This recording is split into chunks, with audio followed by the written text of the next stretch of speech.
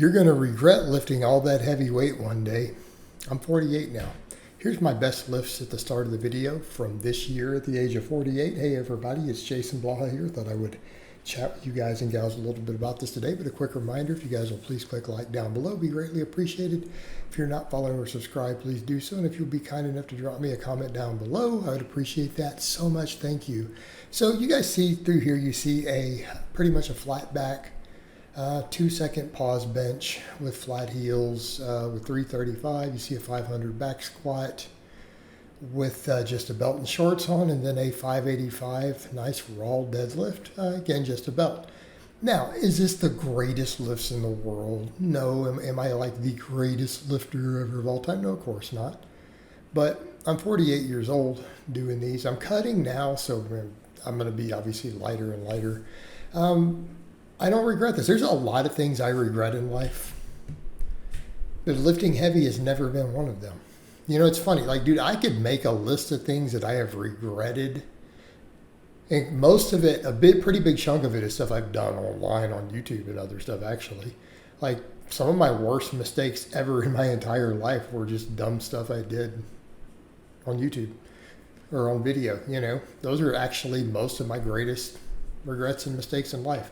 But there's other things, personal things, maybe women I shouldn't have gotten involved with, you know, certain people or friends I shouldn't have had in my circle. Yeah, there have been things I regret, right? I regret spending too much time playing video games sometimes when I was younger, okay? There's a regret. I regret playing too many video games. I regret a couple girls I should not have got involved in relationships with. I regret some of those things. But never have I regretted lifting heavy. You know, and people have these strange, ludicrous ideas. Well, you know, because you're just going to get hurt. Well, why is there some assumption that you're going to get hurt? I mean, I get it if you're lifting 800, 900, 1,000 pounds, right? Crazy numbers. You guys have never seen me bench, at least here in my 40s, I've never benched over 365. The heaviest I've deadlifted is 635. Heaviest I've ever had on my back for any type of squat, it was the cambered bar, which was 605. They're big numbers, you know, but it's not the most extreme stuff you see, and a lot of those guys don't get hurt. So why is there this strange assumption? People are like, you're going to get hurt. You know, and here's what I'm going to say. Maybe this is because people need to hire me. I'm just going to throw it out there. Yeah, people need to hire me then. Like if guys are out here going, well, this guy or my trainer got hurt. Really? The guy who's training you got hurt? Lifting those sort of weights, like permanently injured? You got permanently injured with a 315 bench? I'm not going to name names, but you guys remember at least one tuber who had a massive following who got hurt with a 315 bench. Tore both of his pecs. It's like, are you guys kidding me?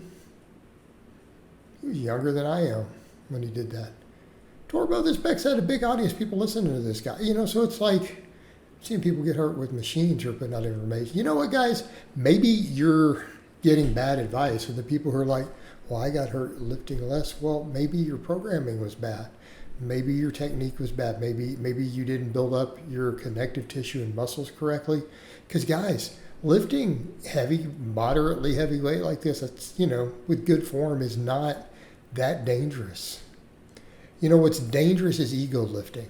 What's dangerous is wearing knee wraps. You know, what's dangerous is again, putting anything on to where it lets you cheat and you can't feel stuff, super tight elbow sleeves, super tight knee sleeves. Sometimes they're definitely knee wraps, elbow wraps. Yeah, that's dangerous. Like if you're lifting crazy heavy weights all wrapped up like a mummy, I think that's dangerous.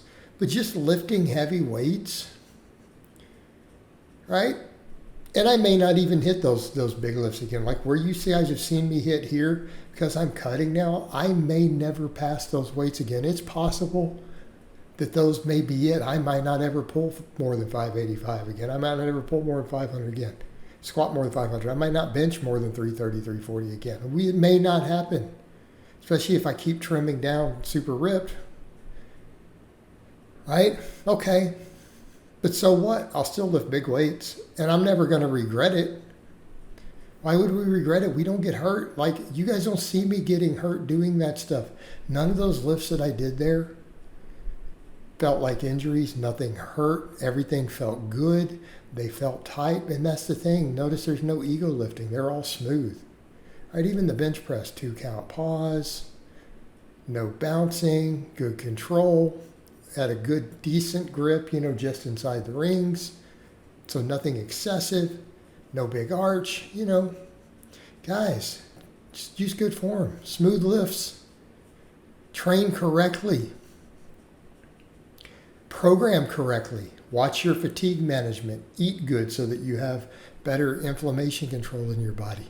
Like lifting heavy is not as dangerous as people make it out to be. Lifting like a clown is.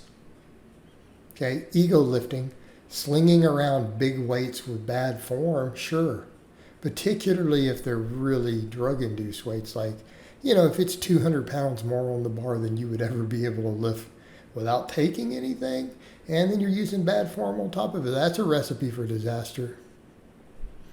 And how often, though, are these injuries guys are getting due to the specific substances they're using? Come on, guys. Let's not pretend that's not a factor.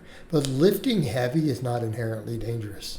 And it is not on the list of things that I regret. And again, if you're out here and you are worried that you're going to get hurt lifting heavy, you should probably get coaching then. Like if it's a real concern, you really think it's something you're going to get hurt doing, you probably don't know enough to train yourself then. This is why I offer my services. Hire me. I'll sort you out. We'll keep you in a better place if you'll listen. I occasionally get clients who they won't listen. I'll tell them to do stuff. I'll tell them to change something with their form, tell them not to do something. They'll do it anyways and they'll pull something. But then it almost always comes back to they were doing the thing that I specifically told them not to do. And someone says, well, you could get, so no, because I told them not to do it and that's in writing. It's usually in text and it's in Messenger. Yeah. You see, that wouldn't fly. I literally told them not to do it. I told them to stop doing it 3 times. Okay? Train correctly. Train with intent. Avoid overuse. Take care of your health, your tendons. Eat a good diet. Get rest. You're doing these things, lifting heavy within your limitations is not dangerous. And people say, well, just random stuff happens. Very rarely. Very rarely. There's almost always warning signs. And I have some friends who say that. Like, well, this. And I'm like, yeah, but you use knee wraps. That is in and of itself way more dangerous. It's not the heavy lifting entirely that got you. It's those knee wraps. And I tell guys this. But they're not hurt because they're lifting heavy within their means. All right? There's an enormous difference. Enormous difference. All right, guys, but that's really all I have to say on that today. I hope it's been informative, and I'll talk to you guys and gals next time.